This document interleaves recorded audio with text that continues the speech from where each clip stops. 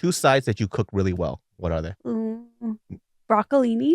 Okay, that's just the vegetable. What is the what is the dish, girl? Like when you get, you know what I'm saying? You just told me you boiled water. So can you tell me the dish that you make? This one, I fear, will be worse than the broccolini answer.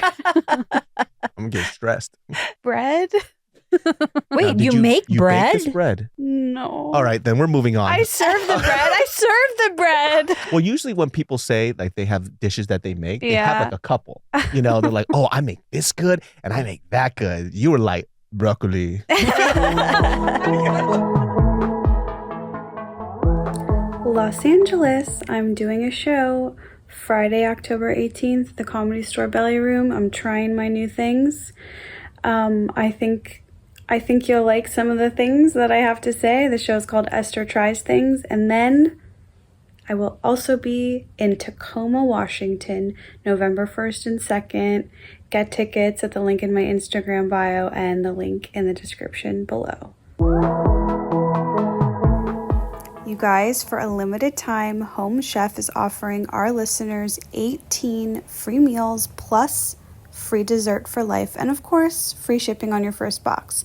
Go to homechef.com/trashtuesday. That's homechef.com/trashtuesday for 18 free meals and free dessert for life. You heard that right. homechef.com/trashtuesday. Must be an active subscriber to receive free dessert. Go to ro.co/trashtuesday. Memberships start at just $99 for your first month. Medication costs are separate. That's ro.co/trashtuesday. Go to ro.co/safety for black box warning and full safety information. Compounded medication is not required to and does not receive FDA review or approval. RX only. We're all excited. We're in a new space. Who knows what's going on at Trash Tuesday? We're actually in a secret. We had to move to a secret location. The lair. Yeah, in Let's our call lair. it a lair. It's someone's basement, and we're here because something bad happened to us. I don't know what, but our last place got flooded. It burned down. Yeah, mysteriously. Wait, there's a lot. I have. Hello, David. Wait, are you serious? Or are you guys fucking around right now? That beautiful last studio? No. It definitely burned down. I was about to say. Yeah, the studio, by the way, you guys will never find it because it's 8,000 miles outside of Los Angeles. That's right. Jesus Christ. It's so far. We're in the wilderness. We moved. If you guys ever drive in Los Angeles and you start seeing only tan buildings, that's how far this place is. But you gave it away because then now they know we're in the valley. It's in the valley, but the valley is huge though. That is true. This is in some mountainside. It's so far. I witnessed my first gangbang in Reseda. Wait a second. You in high school in the valley?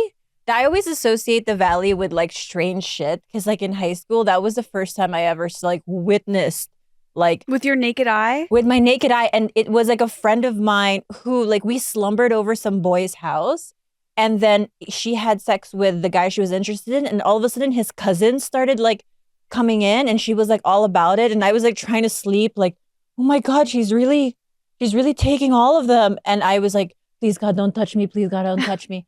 But that's what I associate the valley with and not having a ride home. So what does she do for a living now? I think she's like a nurse injector. Okay, well. she's doing well for herself. A good business. She's ambitious. In the valley, especially. Okay, I have to address some drama on this show. By the way, we should point out I've never been this close to you in my life. I'm really nervous. I'm warning you, my breath is bad. You smell good. We have just enough distance for you to still think that. I have permanent halitosis. Okay, so David, I'm glad you're here today because I have to address some conflict between me and Khalyla, and it's always easier when there's a safe person in the room. You think he's safe? Our entire relationship is him roasting me. No, but you're fine. No, he's a good. I sort of trust. Well, just an adult is present. Okay. So we did an episode with Kate Brilliant and there were some comments. And when I watched the episode back, I actually did agree with the comments. And that's the only reason I'm bringing it up. Okay.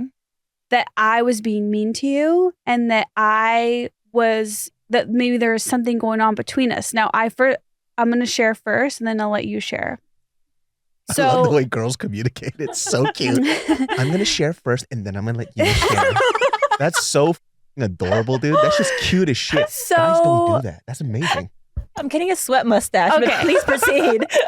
So I know in the moment of that episode, I was not having any tension with you. I was not mad at you. I was not trying to pick on you at all. But then when I watched it, I'm like, oh, I see how it's like that. And then what I want to share is I think I was in such a mania of excitement that Kate was here.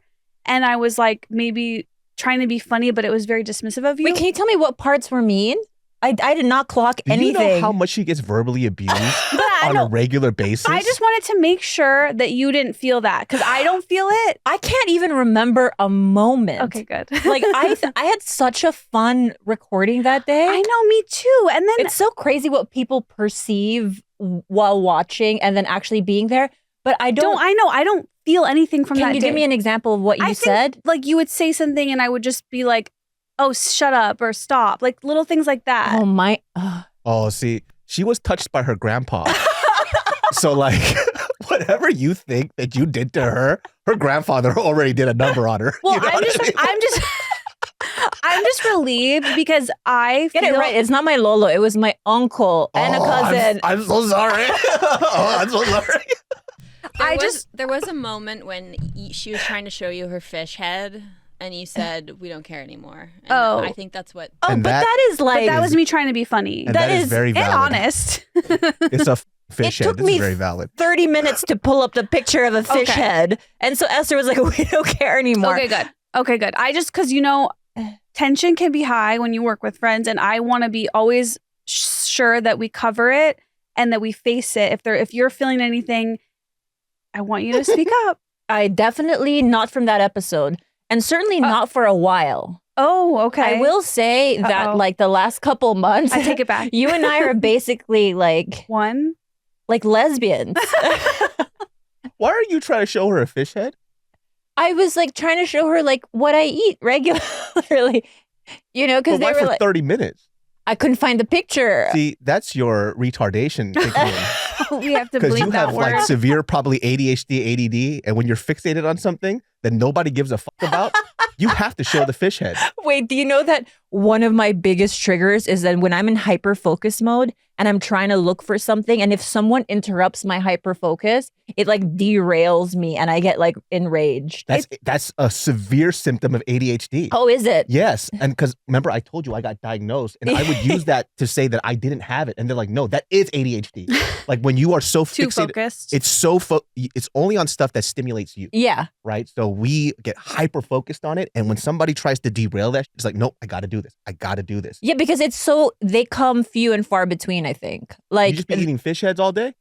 No, just like sometimes like fried fish, the whole fish. Don't act like you don't eat the whole fish. Don't make me look like the only Asian in the room. Wait, do you eat the eyeball though? Of course I do. Of course you do. I can't eat the eyeball. Do you eat fish eyeballs? Absolutely not. Of course but you don't. You know I'm why? 'Cause white. you're a person.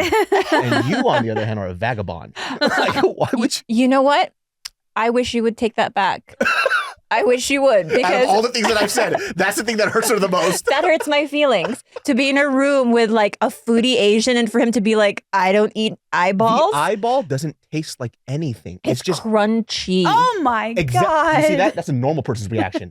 It's so weird. It's just like the cartilage that encapsulates the gelatin inside the eye. There's gelatin. And it is not good. I don't like it. I've had it many times. You have? Yes, because my dad would be like, save it for me. And I'm like, don't trip, Dad. It's all yours. That's my favorite. I'm like, oh, whatever, dude. Take it. Nobody's fighting for the eyeball. You know what I also love in the fish? Everyone tries to remove like the bloodline, like the darker meat in the fish. You like that? It is so delicious for me. Ever since I was a kid, I was like, save the bloodline for. You're like, oh, Khalyla's here. Just give her the garbage. Everybody's having a great time. Is that what I've been eating my whole life? Just like scraps and garbage?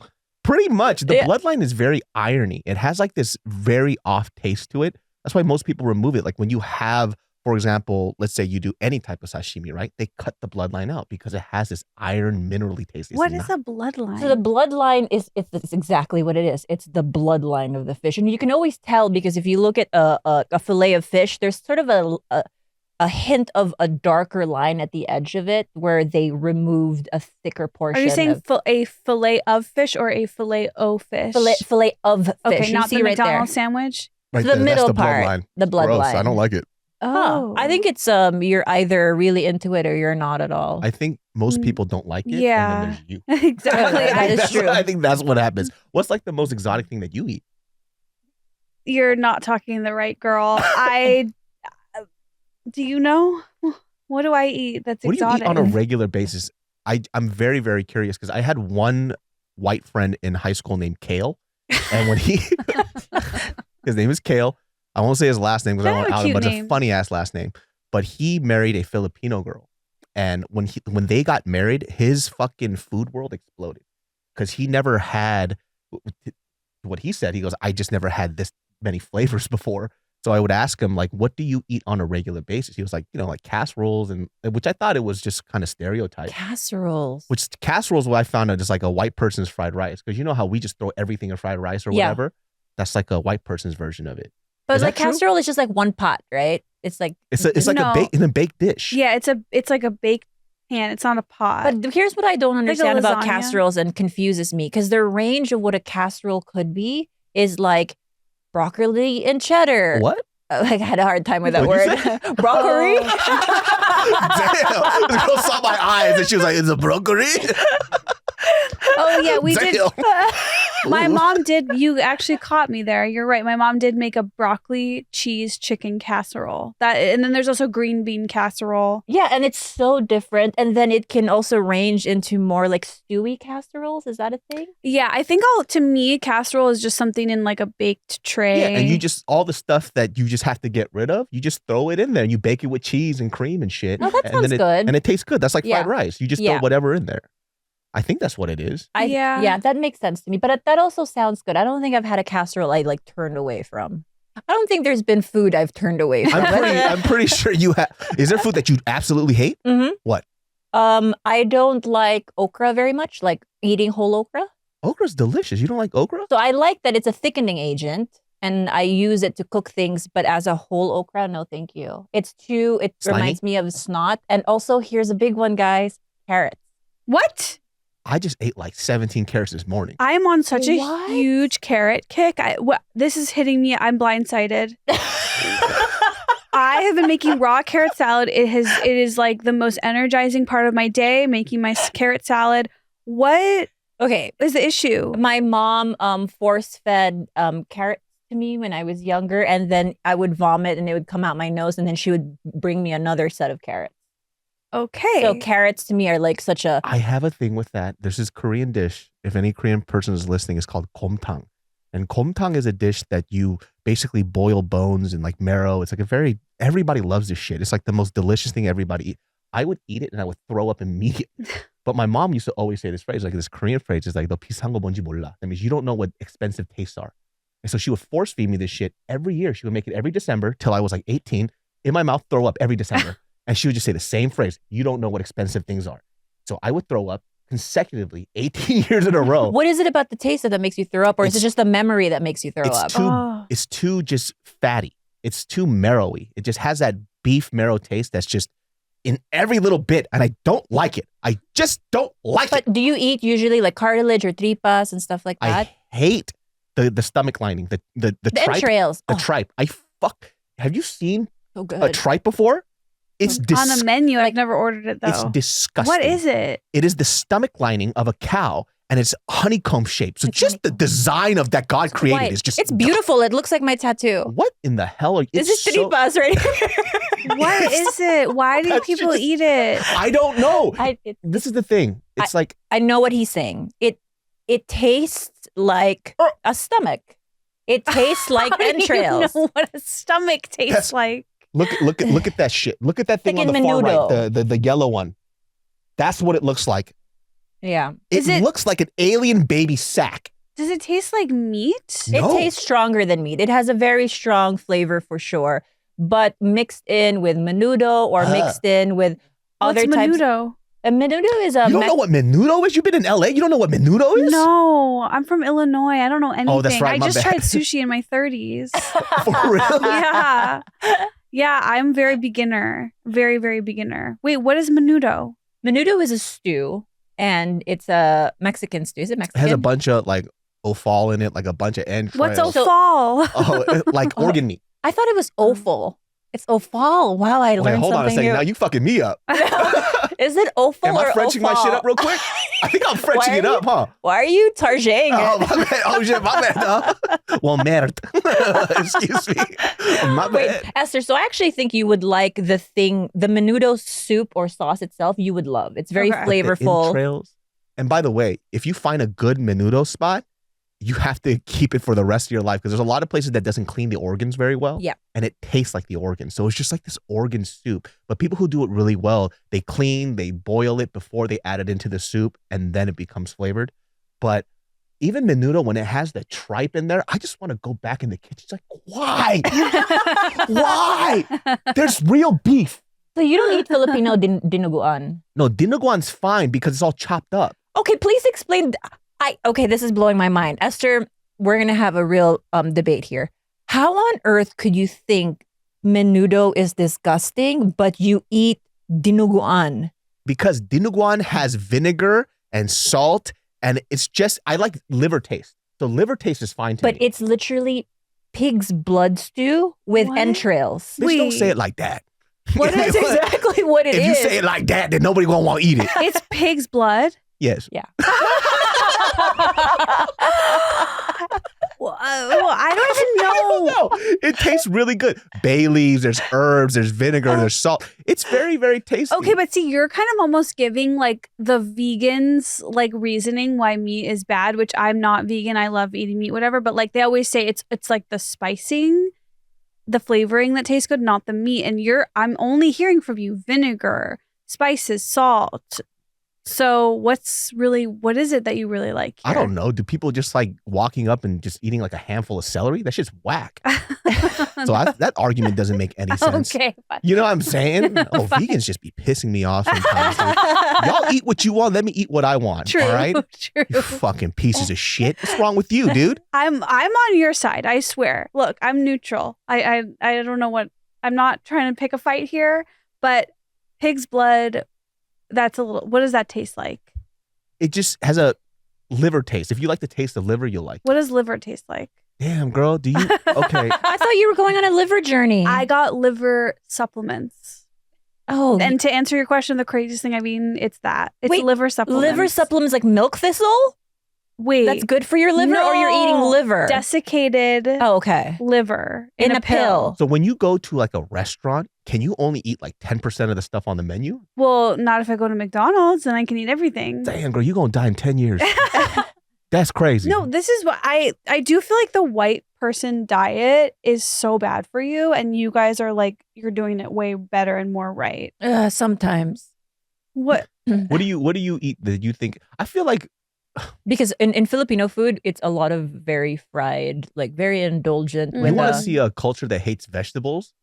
Filipino people. Really? That's not true. Hey, girl, we have pinakbet. okay, and you have a few like sinigang and stuff like that, but the major foods that people Yeah. like look like that. You see Yeah. that pile of poop? That's one of my favorite Filipino dishes. And what is it? That's the dinuguan. pig blood. Yeah. Oh. Look how cute it looks What's- as a What's yin the and yang. meat? It's pork. It could be, it's like entrails, pork, it's a Yeah. bunch of stuff. Because the idea is you utilize the whole animal, right? Which is good. This is what Yeah. I'm learning. I want to do that. But a lot of more like now modern, more fancier restaurants, they'll just use like pork shoulder or pork belly. Do Right. you guys, would you ever consider going in on a cow share with me? Do you know what that is? What is that? Okay, a cow share is when farmers will sell a whole cow, but you split it with people. So they do the butchering and you get like, you can buy 1/8 of a cow, 1/4 of a cow. And what if we're fighting over what part? Because we'll I feel like we'll have to go take our turns picking. there are two sides though. There's a company, it's called Crowd Cow that does it, yeah. where they actually butcher the whole cow and then people can pick whatever parts I of it. like that. This podcast is sponsored by Crowd Cow. Yeah. But what parts would you fight for? when it comes to beef, my favorite is the flat iron, Okay. skirt steak. Flat iron skirt steak will probably be my two favorite pieces of beef, and also the ribeye cap. The ribeye Cap. and the eye is kind of whatever to me, Mm. but the cap is really good. So those are like my cap. three favorite beef. How do I know which one I like? So when you go on a website, it has the name. But and then, so we had ribeye this week, actually, not to brag. I did have ribeye. How exotic. So it was a huge deal. How would you compare ribeye to the thing that you said is your favorite? So different cuts of beef, surprisingly, they do taste really different, right? Depends on how much fat is in there, how much the muscle is used. So, this might sound very general, but skirt steak, flat iron, and those types of beef and the ribeye cap have a very beefy taste. When you have something like an eye of round or you have the eye of the ribeye, it actually tastes pretty plain. Same thing with something like a tenderloin. Very, very tender, but it doesn't really have much flavor. Right? I see. So if I put, let's say I cut up a skirt steak that we grilled and I put the eye of a ribeye, you will taste something a lot more profoundly beefy in the skirt steak than you would the eye of the ribeye. Do you know all this, what he's saying? No, I didn't, but you're such a man because my the guy that I'm with now, this is all he does is explain beef parts to me because So hot. he hunts he hunts, right? And he has to butcher everything himself. Oh, he's like a man. He's a man. Yeah, and so he'll be like, "Hey, I have wild pork," and then he'll show me the different parts and stuff. And you're like, I have fish head. You want to see picture fish head? Both of you guys are boring each other to death. Jesus Christ, can you shut the fuck up about the fish head? But I have pork.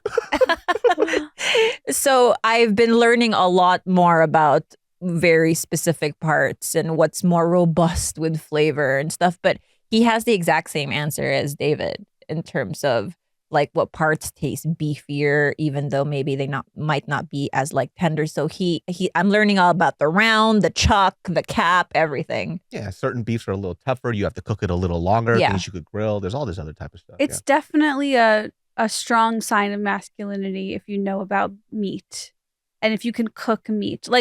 In our relationship, I usually make the vegetables and the sides, whatever, and then Dave will come in for the meat, and I'm like, this is Two sides that you cook really well. What are they? Broccolini. Okay, that's just the vegetable. What is the dish, girl? When you get, you know what I'm saying? You just told me you boiled water. So can you tell me the dish that you make? That irritated the hell out of me. Can you just, for reals, right now? Peanuts? Bitch, that's just the ingredient. What's the dish? Broccolini with lemon. All right. So you just took two things and you just put it next to each other. What do you do with it? Okay. Everybody buckle up. Fasten your seatbelt. I take the broccolini. I wash it. And then I add salt and garlic powder and lemon. And then I put it in the air fryer. And then when it comes out, I add more lemon. That sounds pretty good. Really? Do you add any fat to it though? Any butter? Any oil? The butter. Oh, I forgot. I add oil. Okay. What kind? Olive. Okay. Is there other very oils? good. Very simple. Very good. Yeah. Second dish that you make. Stella? So you were looking at somebody else. What's another dish you make? Well, this one I fear will be worse than the broccolini answer. I'm getting stressed. Bread?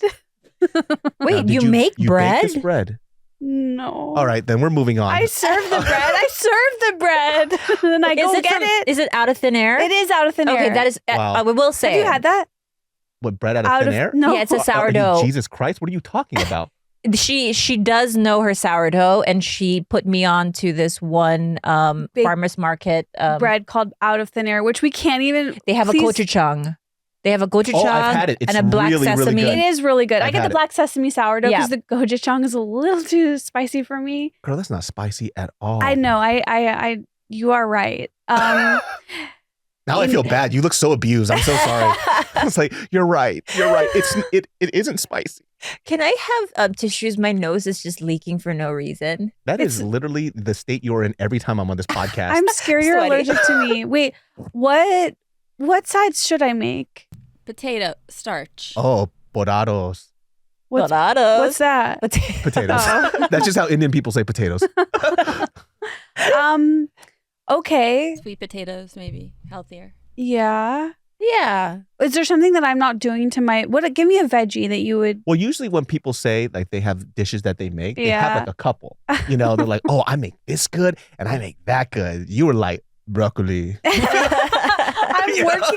I'm working on a Greek lemon chicken with potatoes. It just has not turned out good yet. You know, if you really like simple food that's delicious, Mediterranean food is the shit. Yeah. Like they're very fresh ingredients, super simple. I mean, people even go on a Mediterranean diet if they want to lose weight. I made a miso salmon and it ended up delicious, but it started a fire. How? I didn't realize parchment paper would catch on fire in the broiler. And so the broiler, I didn't know do you guys know what the broiler does? Yes. It's a fire. Did you know that? Yeah, it's there to brown your stuff at the last minute. It's a real flame. And so I didn't realize that would actually start a fire, and it did. But the end result, it is about the journey, not the destination. But in this case, it was about the destination. Where did your parents cook? That casserole I told you about earlier. So I'm like trying to figure out. Meatloaf. So did you ever have a moment where your parents like taught you how to like cook dishes? David, what is this, your first day getting to know me? They never did. They taught me nothing. Did your parents teach you things? I think it's not like a direct teaching. It was more like I had to help in the kitchen and so be a sous chef. So my dad was always like, his two daughters always had to help in the kitchen. There was like no getting away from that. Really? Did you enjoy it? Was it bonding? It was bonding. My sister did a better job. I think he like loved her more for sure. Wait, I didn't know that. Yeah, he loved her more. I think I was kids can feel that. He loved her more because I think I was too much like him. Like I had a very like raw kind of a dangerous energy about me where I was like I had big ideas, big imagination, and big mouth. And so my sister was more like subservient and like listened to his instructions. And I was like, what about this? And it was annoying probably for an adult to be around me. Whoa. Did you ever get to tell your dad like you liked her more than me? No, but I think it didn't have to be said. Like it was pretty obvious. I think he told me that. I like her more than you. He did? No, I think we were too similar. He saw so much of himself in me. So much so that when I was a teenager, he was like, I really fear for your safety in general because you have my spirit, but in the shape of a girl. If you did ask him that, what do you think he would have said? Because I know what my dad said when I asked him that. Whether or not he loves my sister more than me? Yeah. No, he would have been so diplomatic and said something like, oh, that's a good man. My dad said, of course. I'm not really even kidding. He was like, of course. He said, you, the retard. And I was like, damn, all right. And then my mom chimed in. And she goes, no. Because you're so stupid. It's like, you just always, and they just made it 10 times. I remember like sitting there just like, you guys aren't helping me at all. It was like, what's your sibling age difference? 3 years. Oh, that's close enough that there would be some level of like, you know. He was, I understand why he was favored though, right? It makes sense. He was the firstborn, right? On top of that, he was quiet. He got like really good grades, never got into any fights. He was just easier to deal with. Yeah. So when parents say, I don't have favorite kids, bullshit. Bullshit for sure. Every parent has a favorite kid. You have a favorite dog. You have a favorite cat. You can have a favorite kid. It's understandable. And guess what, parents? We see it. We see it all. I see it so much. But see, I ask my sister this all the time because I'm like, okay, she'll spill the tea and she has 2 kids, but she always says it changes. It goes back and forth. But she has a favorite for the season. And then the next season, it's like somebody else. All right, but maybe when it's the same she has a boy and a girl. Maybe when you have 2 of the same gender, maybe, yeah. you know which one's I better. do think it kind of boils down to, unfortunately, though, the easier child. And I was not. Sure. I was not the easier child because, like, let's be real, like the big imaginative, big energy kids, they can be annoying. And they also take so much more effort and so much more like parenting that I do think, like, especially in like Filipino culture, like talking back, you cannot give a differing opinion to an adult that's older, an elder, because that's considered disrespectful, you know right? your place. Right. So like you have to know your place. Like, so if what an adult says goes, you cannot challenge it. And it's super toxic in that way because let's suppose like my mom says something completely wrong that I know factually is wrong. There's a car coming. There's a car coming. Exactly. And let's say there's no car coming. And There's no car there. And I was like, what are you talking about? There's car. no car there. I would get a backhand because I would, especially publicly, like I could never, it's so disrespectful to challenge an elder. And the car hits her. She's flying in the air. You're still wrong. And then she's just fucking... Cooking dinner is so overwhelming, and I don't know about you, but I am so out of my takeout delivery era, which leaves me to just me in my kitchen and whatever skills that I can cobble together. And honestly, ever since Home Chef has entered my life, it has been a game changer. Firstly, there's so many meal kit options, but amidst all the chaos, Home Chef is not just another meal kit. Home Chef provides fresh ingredients and chef-designed recipes conveniently delivered to your doorstep. Whether you prefer classic meal kits with pre-portioned ingredients, easy instructions, speedy recipes, ready in less than 30 minutes. There's oven-ready kits with pre-chopped ingredients. There's quick microwave options. I just love Home Chef, and for a limited time, Home Chef is offering our listeners 18 free meals plus free dessert for life, and of course, free shipping on your first box. Go to homechef.com/Trash Tuesday. That's homechef.com/Trash Tuesday for 18 free meals and free dessert for life. You must be an active subscriber to receive free dessert. Go to ro.co/Trash Tuesday. Memberships start at just $99 for your first month. Medication costs are separate. That's ro.co/Trash Tuesday. Through Ro, you can access prescription compounded GLP-1s with the same weight loss ingredient as brand name GLP-1s at a fraction of the cost. Ro is compounded GLP-1s in stock now. You can get it in 1 to 4 days if you qualify, and Ro members have support throughout the process. If eligible for medication, patients have access to their provider on demand for any questions. Go to ro.co/Trash Tuesday. Membership starts at just $99 for your first month. Medication costs are separate. That's ro.co/Trash Tuesday. Go to ro.co/safety for black box warning and full safety information. Compounded medication is not required to and does not receive FDA review or approval. RX only. You know, this is such a interesting topic to me because do you have memories of adults not understanding you and you just being so frustrated, or you've explained it, but like when adults, for me, one of the worst parts of my childhood was when adults would talk down to me. And I would, because at home, I felt much different than you. Like, I felt almost like an equal, which I don't think is a good thing. Like, it's not discipline. It might be better than my situation, though, because you were able to voice. Balance would be good. Balance would be good, because mine is I'm a chaotic adult now. Like, I have no discipline and whatever. It's a struggle. But so at home, I was an equal. I could say what I felt. But then when I would go to a friend's house and a parent would talk down to me, I was so frustrated because I was like, why are they treating me like I'm a little kid? And it made me feel so horrible. And I actually was talking about this with Dave recently, and he said that I probably had it worse than him because I was a small girl. But I don't know, do you guys have memories of adults talking to you and you being like, stop it. I'm bigger than this. Don't treat me like this. Well, I think it makes sense for you too, because you were so tiny. And even today, you still look so young.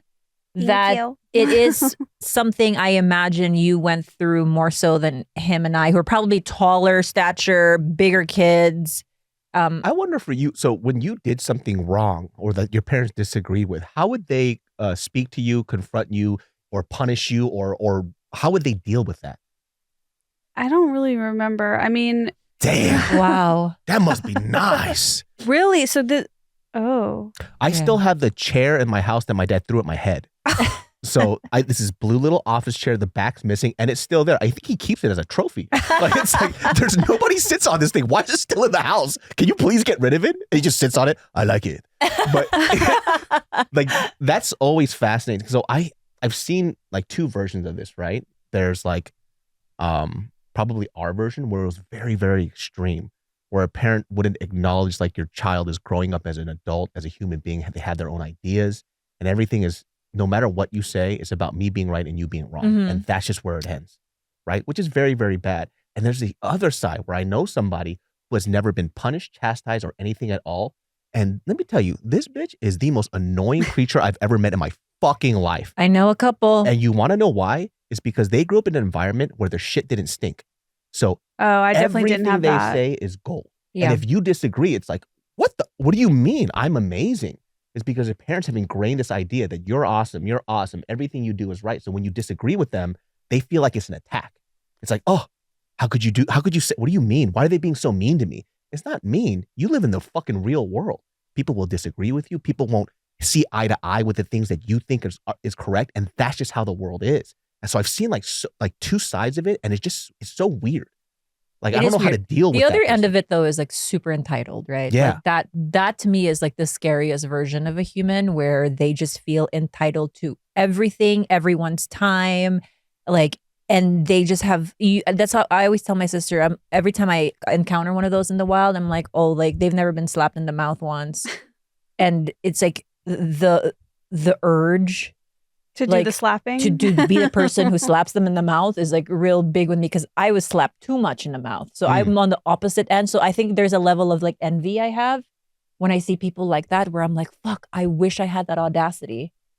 The audacity. Yeah. So let me just give you an example. So with this person, I mean, we're not friends, but this person is within the group. And I grew up in an environment where everybody can say their piece, and then we'll figure out what we like about the conversation, and then who the fuck cares, right? Yeah. And that's how you have fun conversations. But this person brought up an idea, and basically I was like, that I don't agree with that. I think that's really weird. Like, why do you think that way? Well, this person couldn't. The way that you say it, though, why do you think that way? Why is your brain mush? Okay. Why are you stupid? Well, when you say it like that, now I sound really mean. Okay, but everybody talks like that in the group, not just me.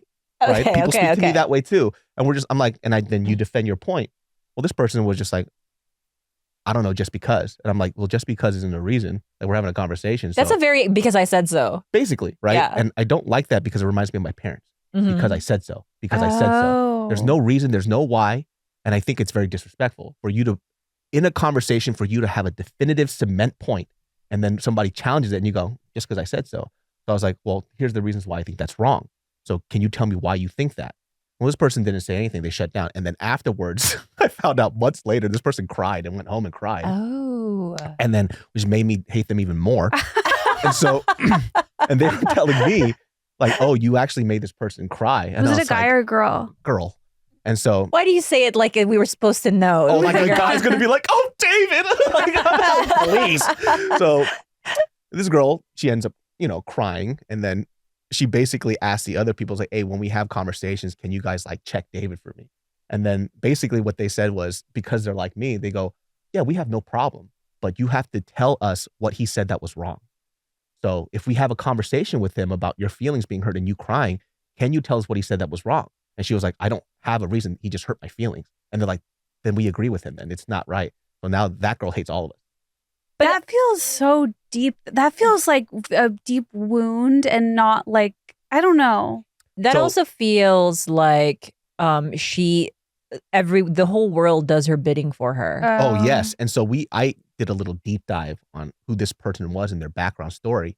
Never been yelled at, never been grounded, never been punished. Her parents treat her like she's a queen. Like everything she does is absolutely amazing. It's like the stars and the skies are all her. That tracks. So this is the world that she lives in. How she speaks to her husband, the husband worships the fucking ground that she walks on. And so when he speaks, if he says something like, for example, his emotions go, I feel this way, she'll take it as, oh, you should consider about how bad you feel because it reflects on me because it makes me look like a bad wife. That sounds just like pure narcissism to me. That's what I'm saying. But yeah. It's like, I kind of figured it out to like the parents and how they kind of raised her. It's like, oh, she could never do any wrong. But I think that the tricky thing about narcissism is that it usually stems from being praised, but also being emotionally neglected. So like typically it's someone who's praised for just the obvious big things, but then not being taken care of like emotionally. So I bet you if you were to dig even deeper, I don't think her emotional needs were met. Only like the very external stuff. Too bad I fucking hate her. So that image at arm's length is a nightmare too. And this is a person who does a very good job of pretending like she's amazing. You know what I mean? So when people initially meet this person, they like her for the first day, and the second day they go, there's something off about this person. Now that is a very common thing, I feel like, in our business, is like the people that put on the big show and the charm. Mm-hmm. And then you kind of take one little look further and you're like, whoa. And what happens too I'm with like scared. what I found out is that older people, like around like our age, they can see it fast. Mhm. Younger people can't because they're a little more naive.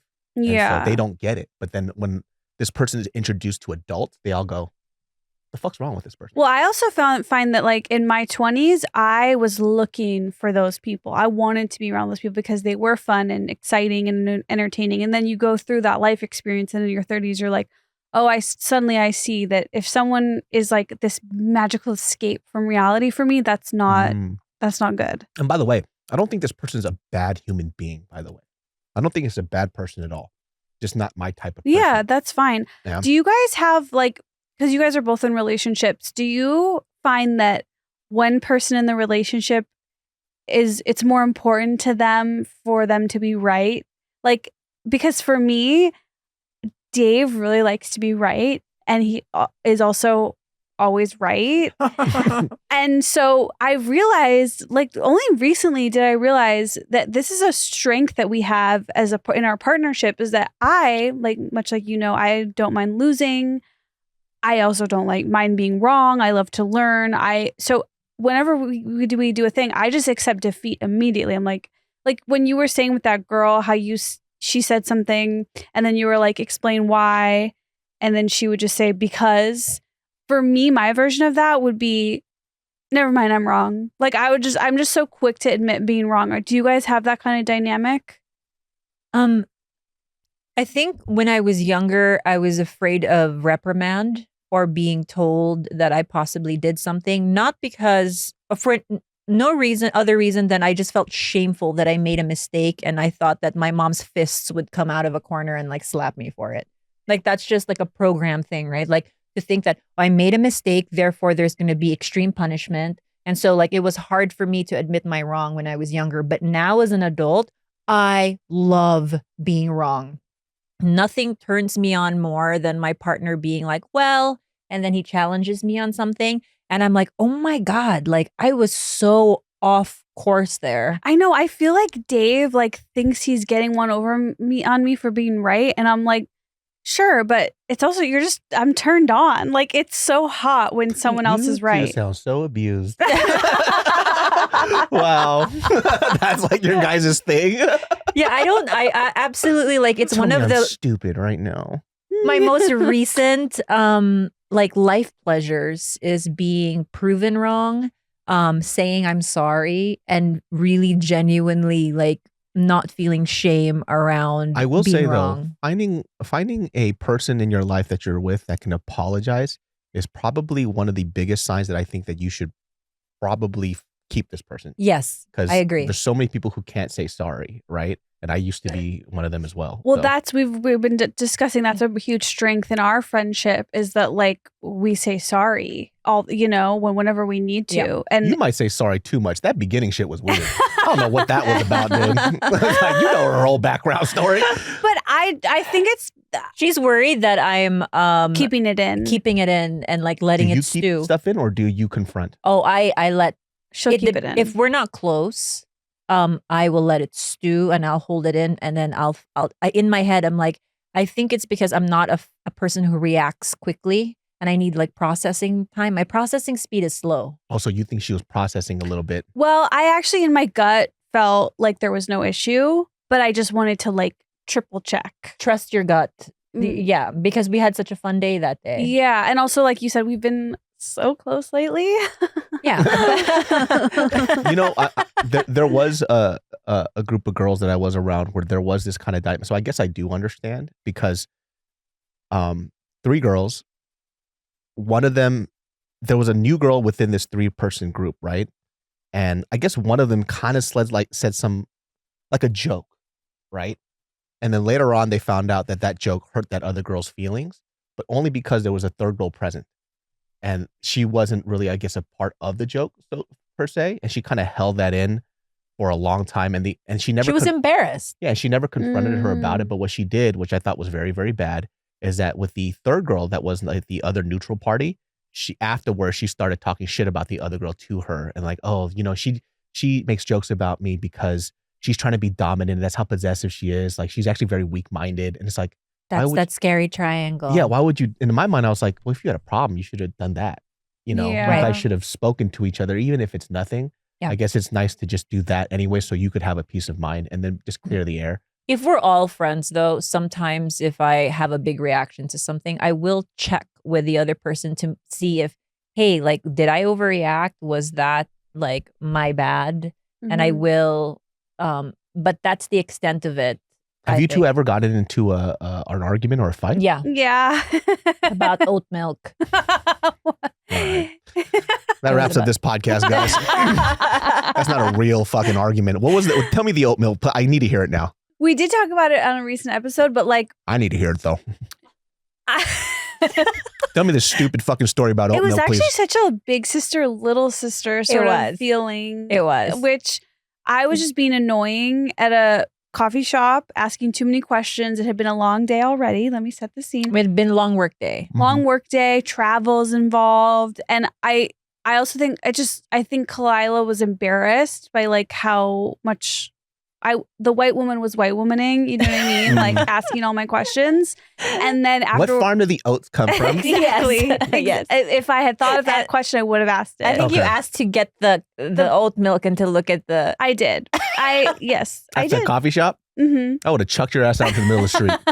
That reminds me of my wife so much. You just triggered the hell out of me. My wife is the type of person that when we order and there's like 30 people behind us, she'll ask every question she wants to ask. And I'm like, bitch, do you not see the army behind us? They're married. I'm in love. Oh my God. I'm so excited. We have a chance. We have a chance. Look at that. I'm telling you. And then she'll just be like, okay, so what do you recommend? And then they'll give you a list of things. She goes, I don't like any of that. So what? And I'm sitting there just like, if you don't, please. Like, I will kill you right now. And she goes, I just don't know what I want. What do you do in that situation? Yeah, how do you? I reacted completely weird. I short circuited and I just left. And I mean, like, I didn't just leave. I left in a separate vehicle and I just didn't say a word because I was like, oh, I felt overwhelmed. And I was like, you ordering? So Khalyla, what where'd you go? Basically. In fact, it wasn't until our next stop at an airport that we reconvened. And that's when I got in trouble. Yeah, and we Wait, both, what did you say to her? I don't remember. She felt gaslit. Oatmeal? She felt you felt gaslit. Did I? Yeah, because I think in my people-pleasy way, I tried to come up with a reason as to why I left. I was like, oh, hey, I just had to leave. And I gave a different reason instead of being honest and saying like, I felt overwhelmed by the oat milk situation. It's just the sentence. This is so stupid, but go ahead. And then somebody walking by the airport. What the fuck is wrong with these girls? And then I think I said something mean. I said something like, you're such a little princess. I don't even remember what you said, but the only thing I remember is combative. Is for going like this. Oh, yo, that's fighting shit right there. Oh, second. No, you didn't. You fucking oat milk? You know where oat milk comes from? You don't even fucking know, all right? And it's important because, like, all right? Because I don't fucking care. And in my head, too, I was like, oat milk's not even that great. It causes inflammation. Well, I know that now. Okay, this is 2021. We didn't right, everyone right. knew You're fucking yet. inflaming my emotions. But right either now, way, bitch. when it finally did come out, it was, like, aggressive. And I really, truly felt bad because you're right. You are so small and you just had your little suitcase there. And I was like, listen here, little princess. And I really came at her hard and I felt so fucking bad afterwards. But then the apology came, 3 hours after? Super fast. Yeah. Like we recovered. 3 hours is fast? Well, but we had to be separated. Which is good. But by the way, your first instinct was the right one, which is to like remove yourself from the situation. Like that's what you guys are married. Yeah. Yeah. This is we are. marriage shit Yeah. because this is absolutely stupid. By the way, you and Marielle's like same situation really brings me hope because I feel like that is ultimately like the true test of like a friendship is being so opposite of each other in that way, especially when 30 people are behind you and still sort of like working it out. Like there couldn't be someone more different like in nature to me than Esther. But somehow I like really find her company super entertaining.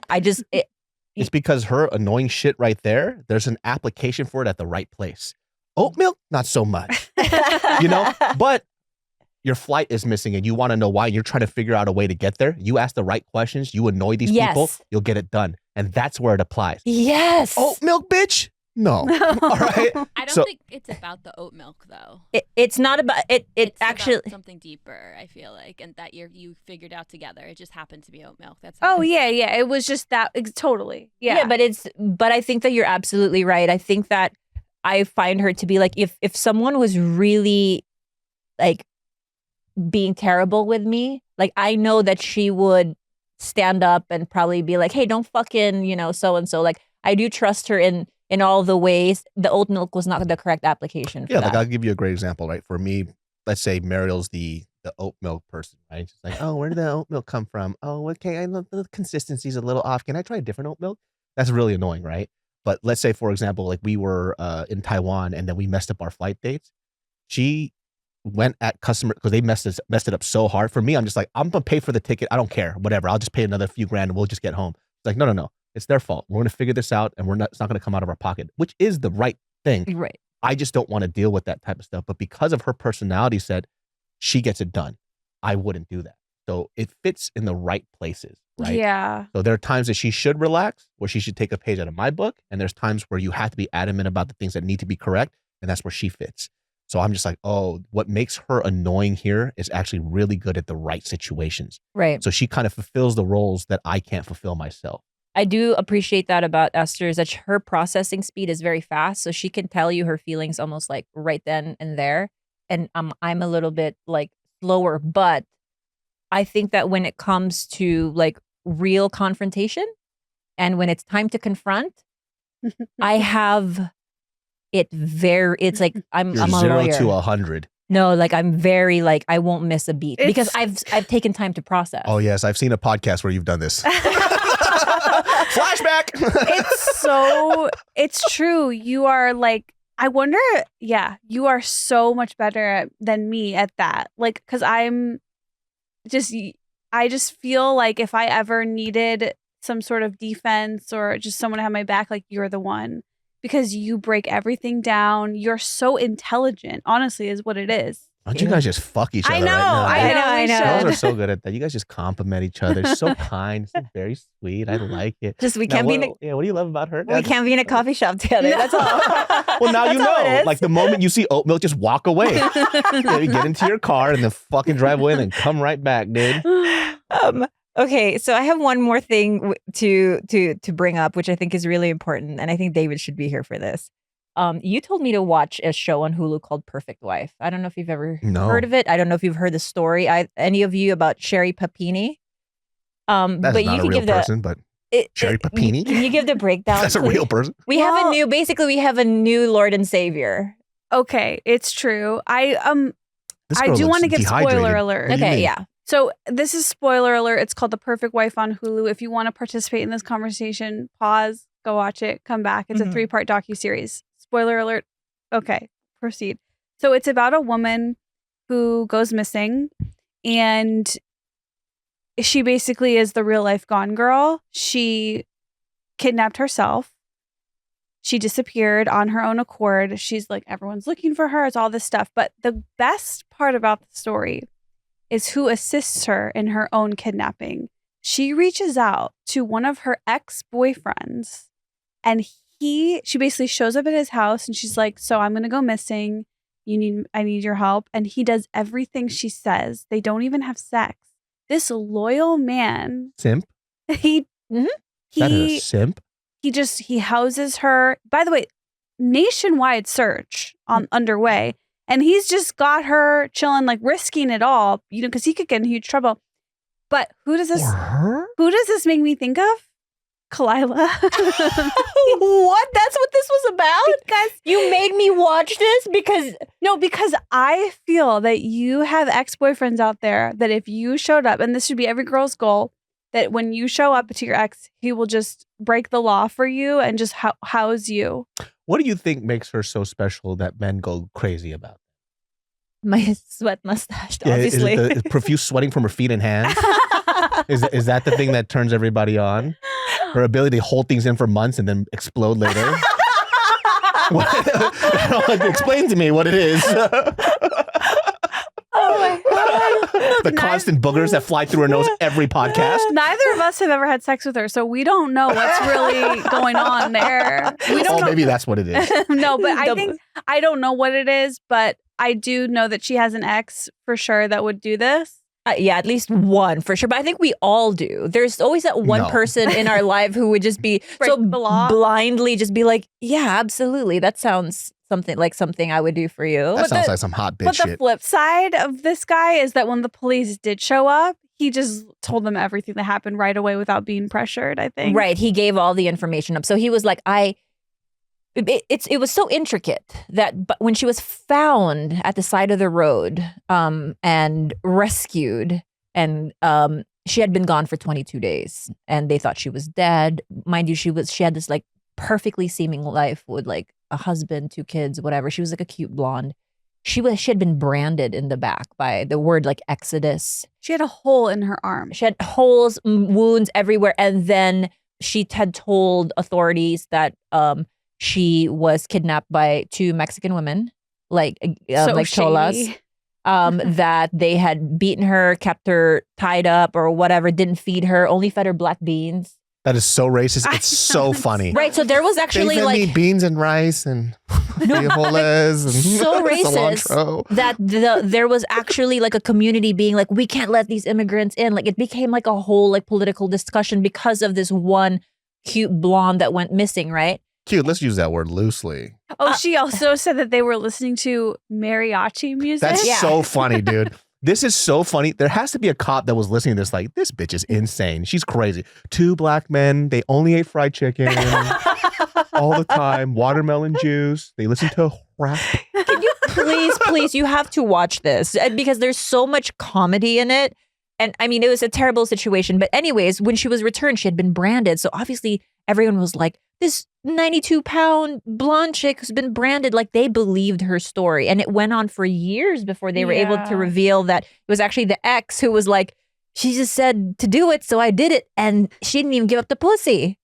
So James Reyes, is he our new Lord and Savior? That doesn't make any sense. Wait, so he didn't, no kissing, no kissing, nothing.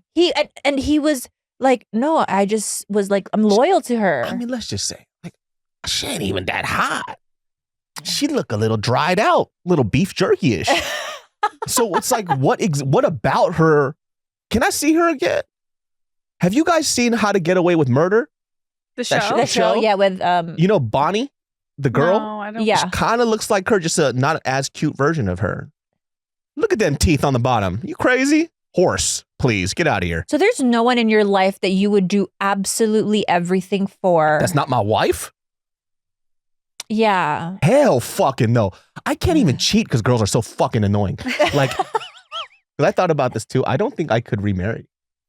I think I'm done. That's how I feel too. But I know that changes. I've seen people go through that, and like, I don't know. I think of like my great aunt who lost a husband and then now she's found someone new, and like it makes me happy that she's found someone new. Yeah. Very defeatist of both of you. It's only because there's no closure. Like, it's not because she did something wrong to me. It's because she decided to leave. She was just taken from me. So if the new person in my life who, let's say I do have attraction towards or whatever, she would still have to understand you'll always be second place. Well, that's how it works for like my mom, right? So, which I think is very unfair to my stepdad, is that my mom still wears her wedding ring and her like eternity ring. Oh, wow. And he was okay with that. I mean, she's been with my stepdad for over 20 years now, and she still refuses to take the rings off. And she just considers my dad like the ultimate companion. Yeah, like a guy who really just like opened her world, who gave her like his, my sister and I, and who was always very like kind and gentle with her because he took her out of like a very abusive relationship. So my German Shepherd will be like your stepdad. Oh, poor Roger. Yes. Poor Roger. Yeah. I mean, yeah. And that's something that he has to accept. It's just like, yeah, it is what it is. But I think if you do have to give, it's just different, that kind of love. It's not to bring Bobby up, but like, the way I explain it to like my partner now, it's like that this is an irreplaceable thing. It's so different and so unique, and I love him so much. And I don't want to, like, it's very different than like the relationship like I have with you, which is more secure and probably healthier and all of these things. But we were together for 10 years, and there's just, it's so like special in a way that it can never be replicated. That's so interesting. Every person that I have left, they are dead to me. Really? They are dead. No, if I saw them in the middle of the way. street, I'm like, oh shit, you're a ghost. How? And I would just walk by. By the way, I feel the same way about all my exes except Bobby. Because it was a decade.